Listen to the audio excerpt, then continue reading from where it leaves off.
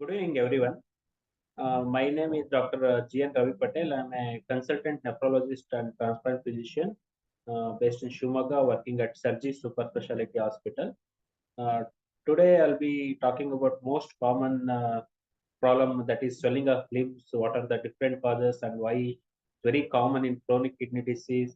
How we have to diagnose like pedal edema, that is exactly due to chronic kidney disease.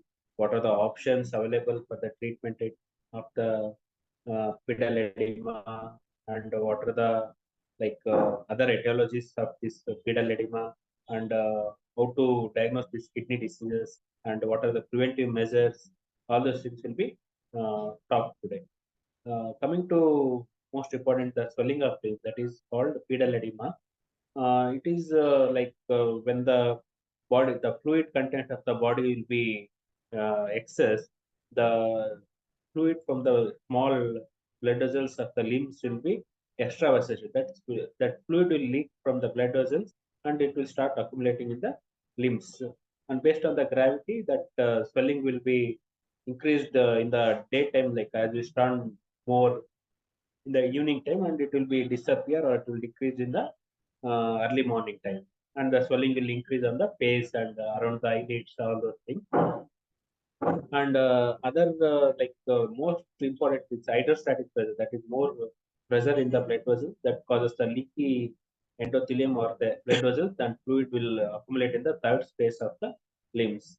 And what are the causes of this swelling of limbs? Coming to the causes, most important is the chronic kidney disease. The early part of the chronic kidney disease, or the disease advances, the filtration capacity of the kidney will be lost. So sodium, along with the sodium, the water will start accumulating. So excess amount of the water will start accumulating. The initial it will start accumulating the limbs. As the time progresses, the swelling increases throughout the body and start accumulating in the abdominal cavity, lungs, and the face, everywhere.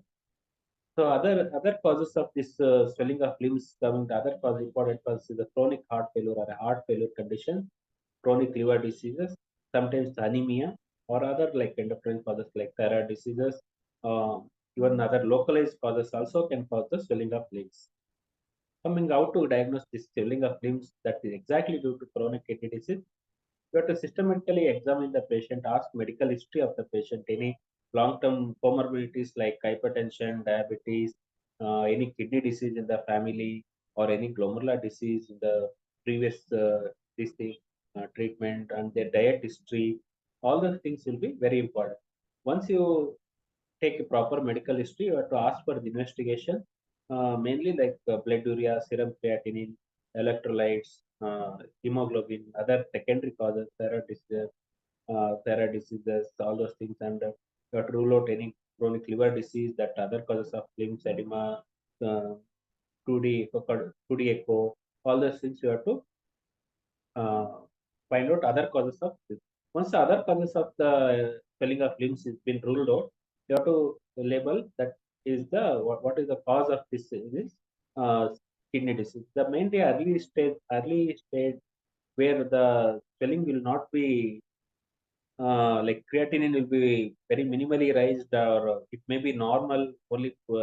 Proteinuria, that early stage of nephrotic syndrome, also can cause the uh, swelling of limbs. So the other will be there. So once you find out these causes, any like derangement of kidney function, like creatine may vary from small rise to the CKD stage 5, where end, the GFR will be less than 15. When the duration of this rise in creatinine or the uh, EGFR, low EGFR lasts for more than 3 months, we label it as a chronic kidney disease, and we have to manage as per the chronic kidney disease. So first and foremost important is in management of the edema is lifestyle modification. You have to tell the patient that you should decrease the salt intake. The salt intake should be ideally less than 2.5 grams per day. Apart from the salt intake, they have to tell them to decrease the fluid intake also. Unnecessary fluid intake like coffee, tea, which contains high sugars and also salt, should be avoided. These are the first initial suggestion. After that, if it is not responding to the initial measures, you have to starter diuretics. The diuretic also like varying different classes of diuretics. The first line if doesn't respond, you have to use the second line of the diuretic. Most commonly we use the loop diuretics where it acts on the tubules of the kidney. It removes the excessive fluid which is going to be absorbed from the kidney. It will inhibit it and more fluid will be absorbed. Second is apart from this, thiazide diuretics also will be there. These are second line of diuretics. Once the patient doesn't respond to the first line, we will use the diuretics. So as the disease progress, this all diuretics may not respond well. So sometimes the patient also requires the other treatment like dialysis support, other important measures. Apart from this, best way is prevention of the kidney disease, chronic kidney. That is early identification of the risk factors, treating the risk factor, and properly management of the comorbidities. If we manage all those things, we can prevent the kidney disease progression.